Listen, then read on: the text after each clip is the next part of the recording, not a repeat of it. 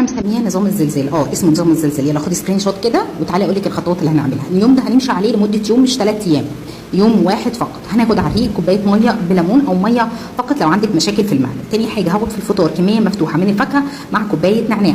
في الغداء هاخد كوبايه شوربه خضار من غير اي بروتين كامله فيها كل العناصر الغذائيه بدون مرقه، شوربه خضار فقط مع طبق سلطه، يبقى غدايه خضار مطبوخ وخضار ني.